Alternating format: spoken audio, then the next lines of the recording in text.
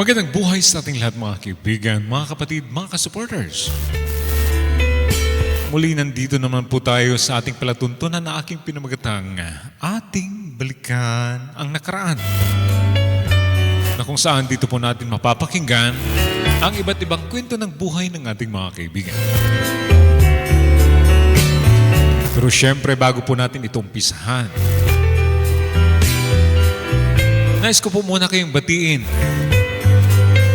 Shout out sa ating lahat mga kaibigan, ang ating Team Kapuso.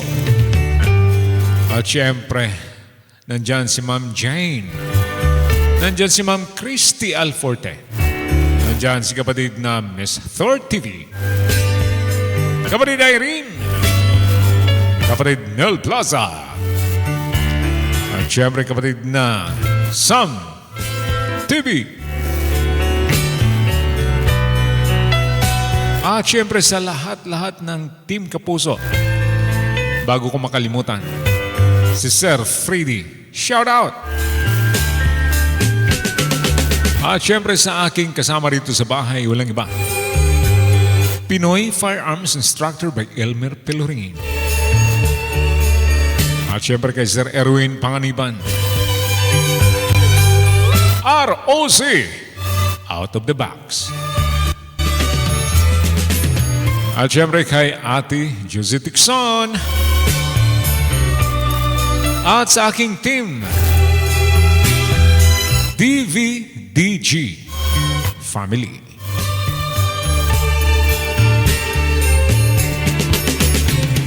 At ngayon, may bago na naman po tayong babasahing sulat mula sa ating kaibigan. Ito, atin ang umpisahan.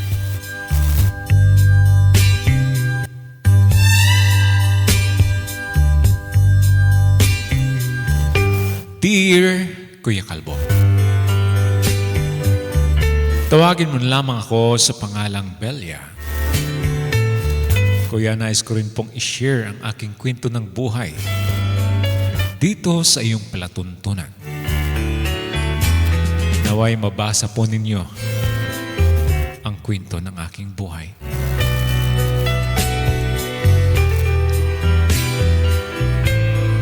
Kuya, mula nung maliit pa ako, makapapa talaga ako. Nag-iisa lang po akong anak ng aking mga magulang. Kaya ganun na lang ako nila inalagaan at minahal.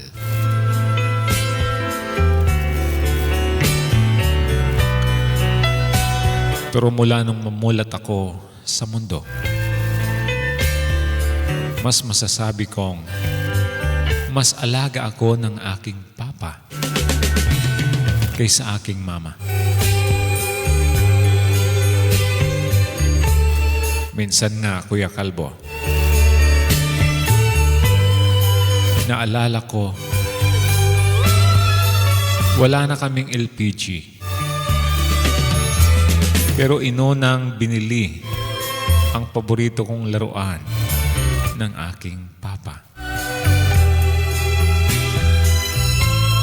At dahil doon, yun pa ang napagmulang nag-away sila ni mama. Dahil bakit daw inuna ng papa ko ang aking mga laruan?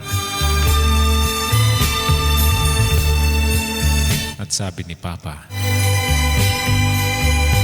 walang problema at gagawa siya ng paraan.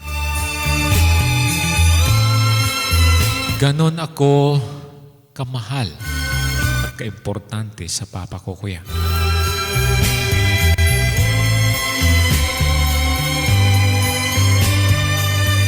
Nang unang araw ko sa kinder, Kuya, si papa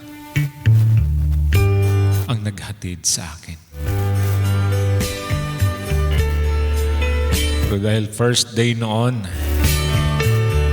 na ako'y mag-aaral, iwan ko ba kung bakit iyak ako ng iyak, Kuya. At ayaw ko gustong iwanan ni Papa. Kaya nakiusap si Papa sa teacher na iuwi na lang muna ako.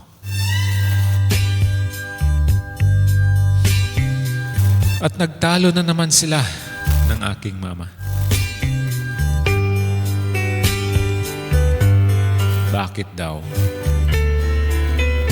Inuwi ako sa bahay.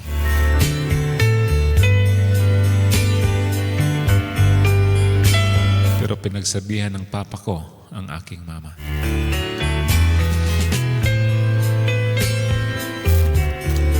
Hanggat kinabukasan, pinakiusapan ako ng papa ko.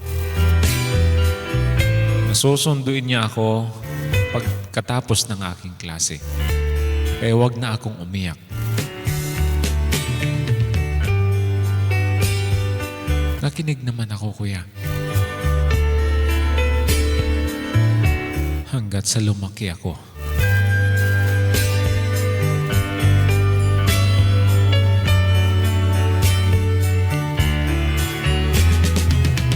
Fast forward, kuya.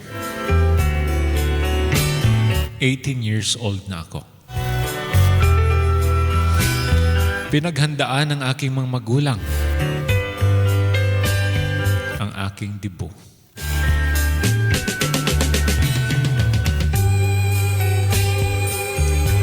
Pero hindi nangyari iyon. Dahil yon ang kasagsagan ng pandemic, kuya. Bawal na bawal ang mga gathering. Kaya hindi natuloy, kuya, ang aking dibo. Kaya pinapili na lang ako ng aking papa. Sabi niya, sabihin ko daw ang mga gusto ko at yung naipon nilang pera para sa aking dibo, ibibili na lang nila sa gusto ko.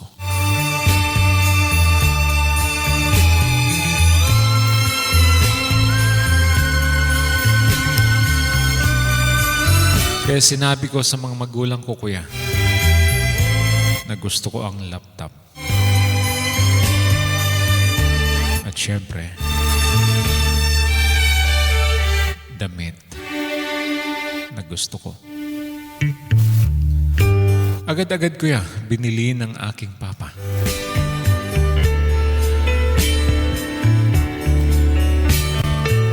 Ganon ako ka-spoiled ng papa ko.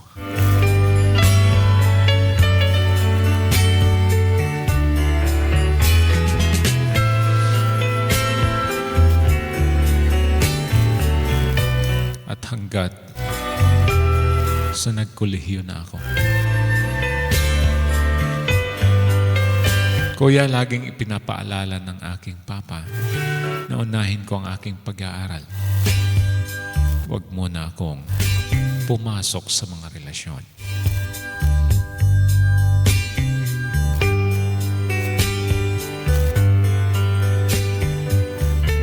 Kaya sinabi ko sa kanya na opo.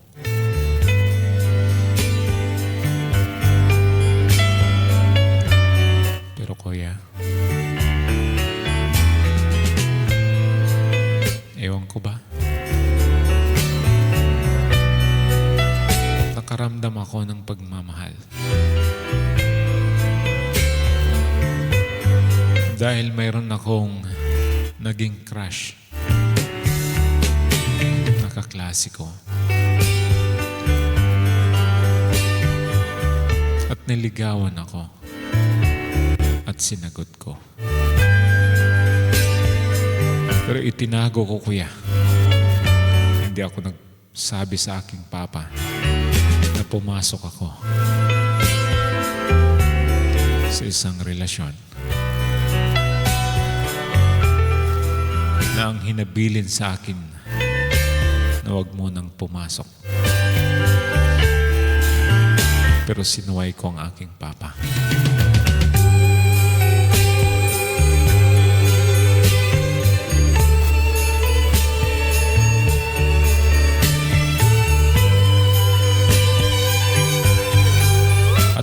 hirap nito, kuya. Nalaman niya. Dahil ang aking cellphone, lagi nang may tumatawag.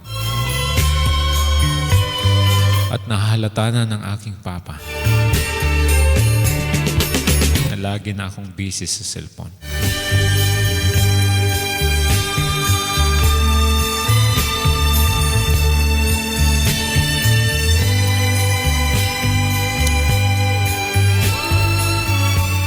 Kaya kinausap niya ako.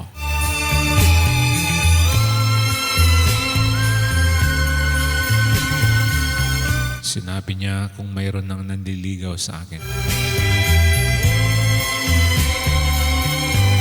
Kuya, hindi ko kayang magsinungaling sa aking papa. Kaya inamin ko na may nanliligaw sa akin.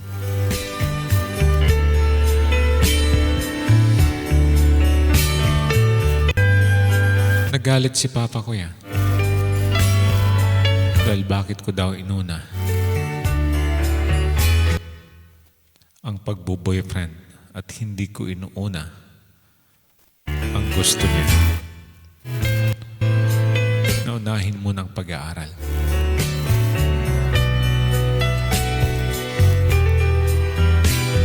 Sabi niya, hiwalayan ko daw ang lalaki.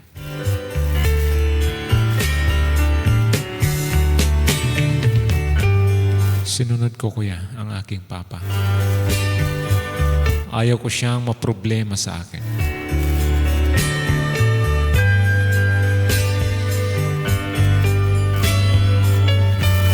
Kaya iniwan ko at hiniwalayan ko ang aking boyfriend.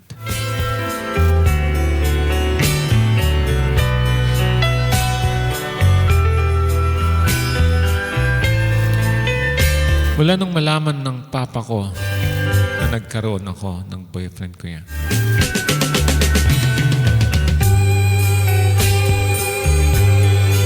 nagalit talaga siya sa akin. Minsan, hindi siya umiimik.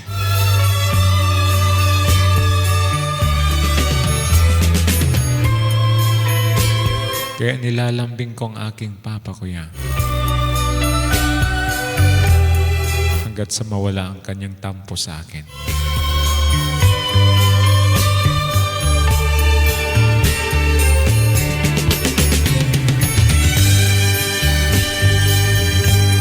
Hanggat sa nagtapos ako ng aking kolehiyo ko yan. Sa tulong ng aking mga magulang, nakapagtapos ako sa aking pag-aaral.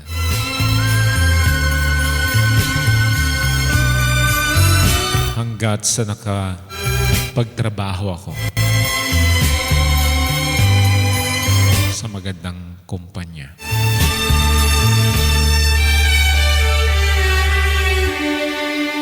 Tuwang-tuwa ang aking mga magulang nang matapos ako sa aking pag-aaral. Sabi nila, makaluwag-luwag na raw sila. Lalo na, nagkatrabaho na ako.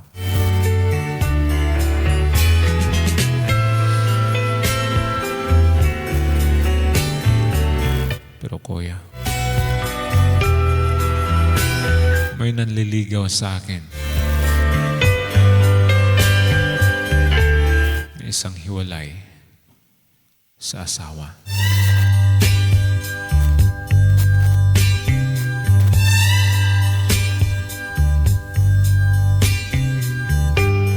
Pero iwan ko, kuya, bakit hindi ko siya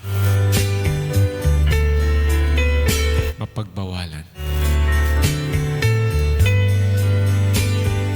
Gusto ko siya, kuya.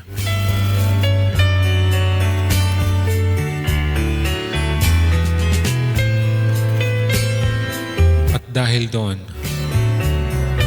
sinabi ko sa aking papa na may nanliligaw sa akin.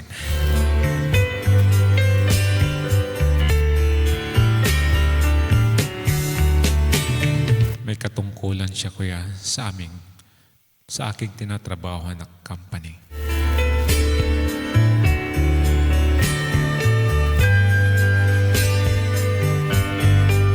Nang malaman ng aking papa,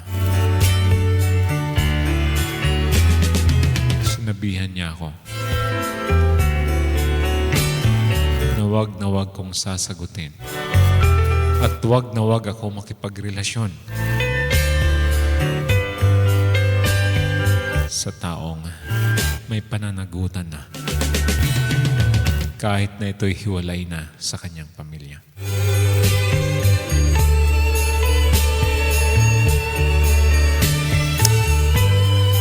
Pero sinabi ko sa kanya,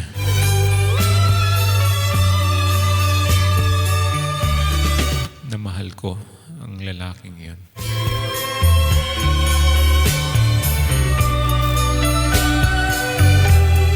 Alam mo, kuya, nung sinabi ko sa papa ko,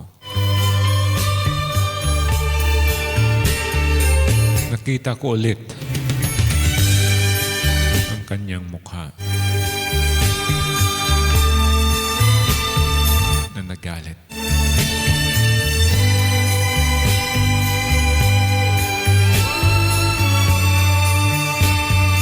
At dahil doon, may mga time daw na hindi siya makatulog dahil sa sinabi ko. Dahil ayaw na ayaw daw niya akong maparelasyon sa taong may pamilya na. Dahil malaking problema ang aking papasukin. Lalong-lalo na kung maghabol na daw ang asawa nito.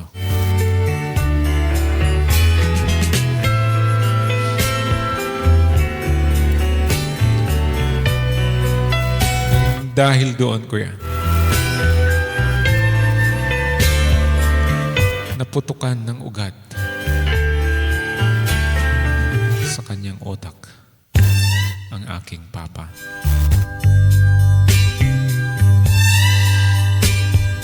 Kaya na-hospital ito, kuya.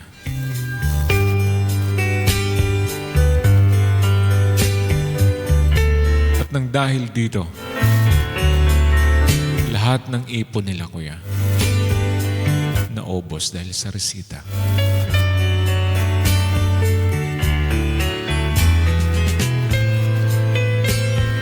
Nagtagal ang aking papa, kuya, dahil nakumato siya ng 1 buwan.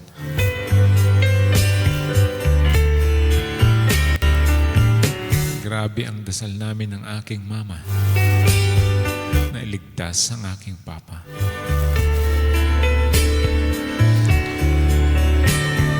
At alam ko bakit naputukan siya ng ugat dahil sa akin.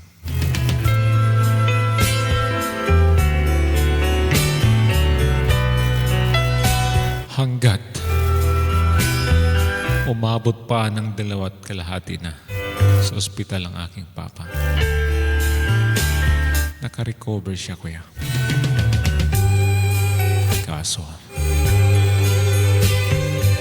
ang kabilang katawan ay paralyzed.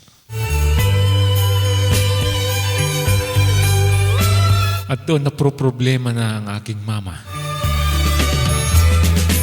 dahil ubos na ang ipon nila.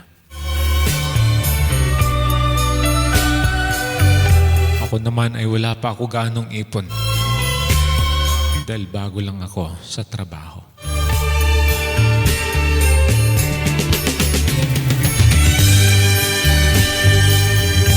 Nalaman nung nanliligaw sa akin, kuya, ang nangyari sa aking pamilya.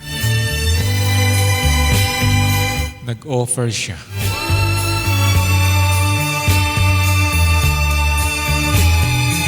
na siya ang bahala sa bill ng ospital.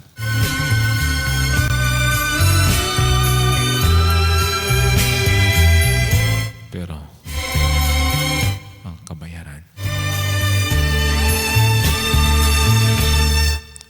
sagutin ko siya, kuya.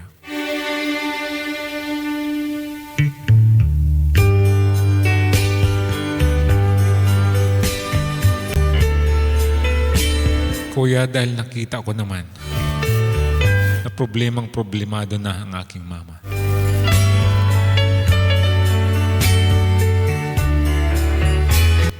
Pumayag ako, kuya, na sagutin ang taong nanligaw sa akin na hiwalay sa pamilya.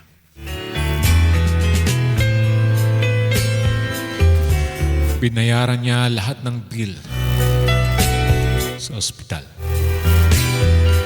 hanggat sa nakalabas ang aking papa.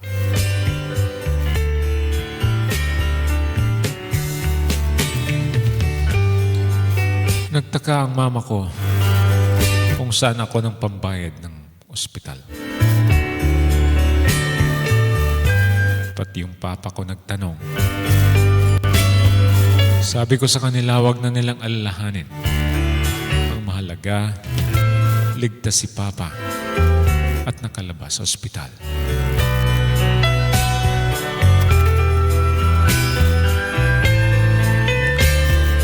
At dahil doon, kuya, naibigay ko ang aking pagkababae sa taong iyon.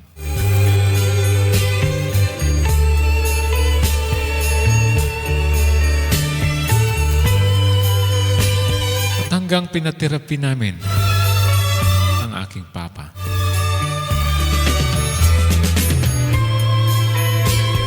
Hanggat sa nakarecover siya sa kanyang paralyzed na katawan.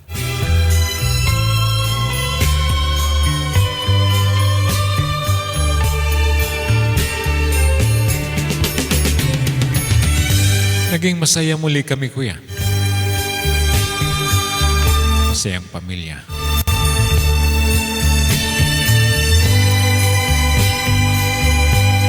Pero hindi talaga tumigil si Papa sa kakatanong kung sino ang nagbayad noong bill sa ospital.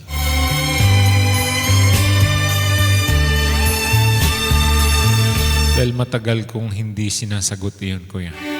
Pero iwan ko ba, naitanong niya ulit.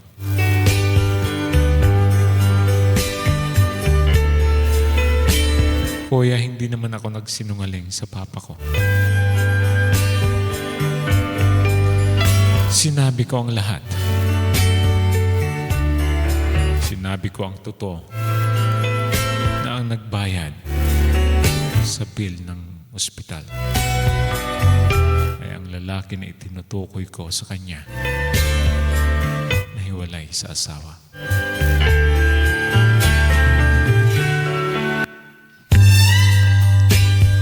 Kuya, nagalit na naman ang papa ko. Mabuti pa daw, hindi na siya nabuhay. Kaysa pinahama ko ang akin daw sarili. Bakit ko daw ginawa yun? Sinabi ko sa kanya na ganun ko siya kamahal. Ayaw ko siyang mawala sa mundo. Kaya ginawa ko ang paraan. At hindi na sila maproblema. Pero hindi natanggap ng papa ko, kuya.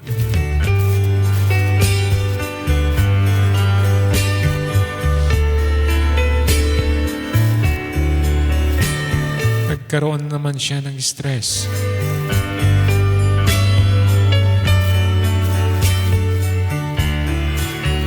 Nag-isip na naman siya, kuya. Dahil ayaw na ayaw ko talaga. Ayaw na ayaw niya magkaroon ako ng relasyon sa may asawa.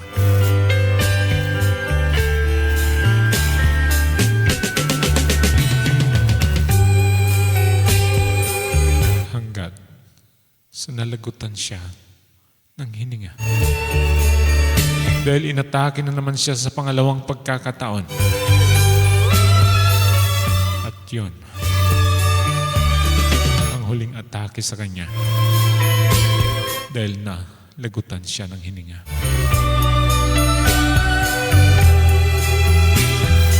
Grabe kuya, ang iyak ko noon. Nang dahil sa akin, namatay ang aking papa. Dahil sa konsumisyon niya sa ginawa ko.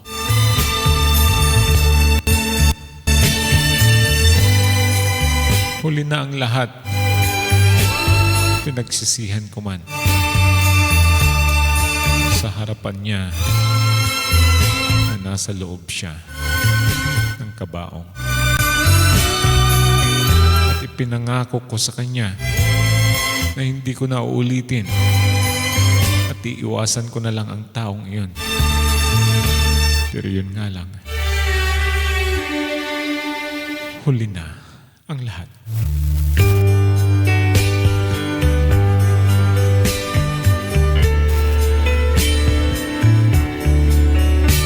Hanggat sa nahatid siya sa huling hantungan.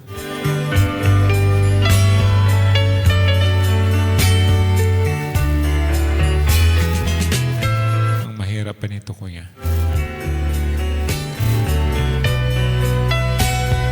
Pinagsabihan ako ng aking boyfriend na hindi ako makikipag-boyfriend sa iba hanggat nandyan siya.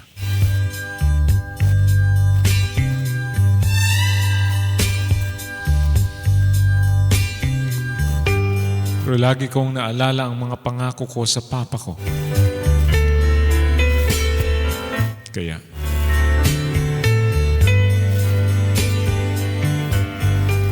nagpakalayo-layo na lang ako kuya. Iniwasan ko na ang taong iyon. Na yun ang dahilan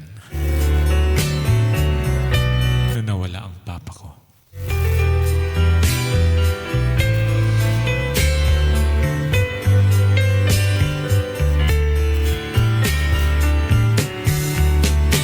Kuya, ngayon namuhay ako ng maayos at kasama ko ang aking mama. Umalis na kami doon sa aming tirahan. Lumayo na kami para hindi kami mapuntahan ng taong iyon. Kuya, ito po ang kwento ng aking buhay. Dahil sa pag-ibig ko na pinasok, buhay ng papa ko ang kapalit.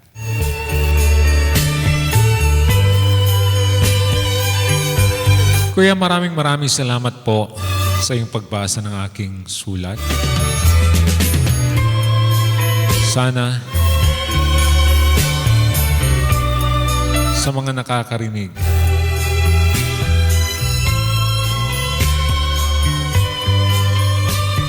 makinig sila sa payo ng kanilang mga magulang, lalo na kung ikakapahamak nila. Yun ang natutunan ko sa buhay ko, kuya. Kaya maraming salamat po dito sa iyong programa. At hanggang dito na lang, lubos na gumagalang. Belia.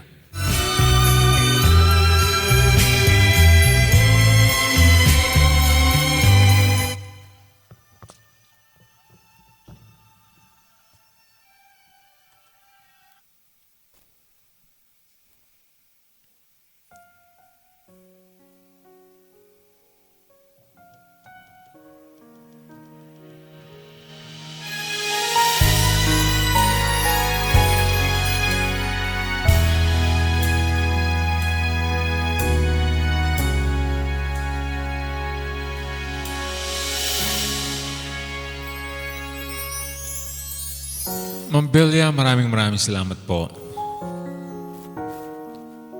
sa iyong sulat.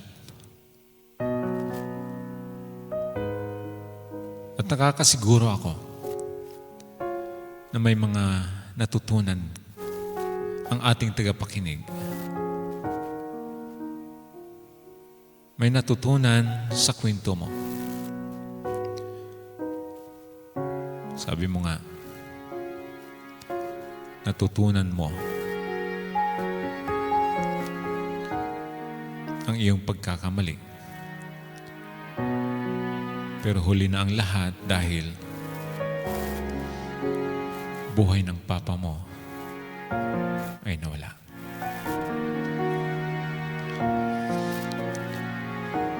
At yun ang pinaka-the best na ginawa po ninyo. Nagpakalayo-layo kayo para umiwas sa lalaki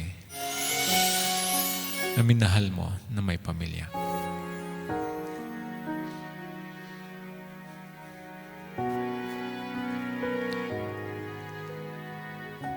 Maraming salamat po, Ma'am Belia, na yun ang naisip po ninyo para makaiwas. Tama po ang iyong papa. Na balang araw, guguluhin kayo ng asawa ng lalaking iyon. Tama po ang iyong papa. Dahil ayaw niyang mapahamak ang kaisa-isa niyang anak na minahal. At ikaw yon.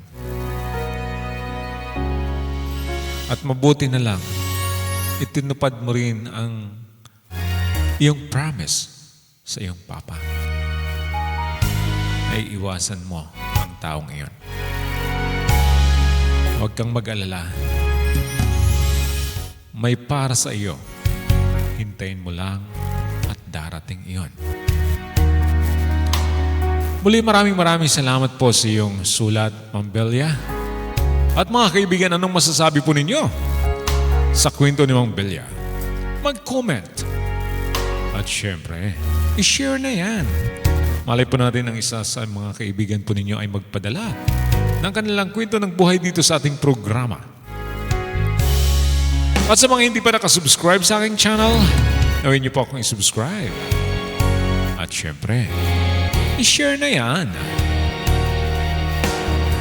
At maraming salamat sa Team Kapuso sa walang sawang suporta dito sa ating programa. At sa lahat-lahat, ayan, kay Ma'am Winnie. Ayan, shout out kapatid. Winnie Nalagon. Ayan, ang ating isa sa mga sumusuporta din dito sa ating programa. Ang kaisa sa Team Kapuso. Maraming salamat. Muli, ito nga po pala si Jun Sahaybert, ang laging nagsasabing, God bless us all.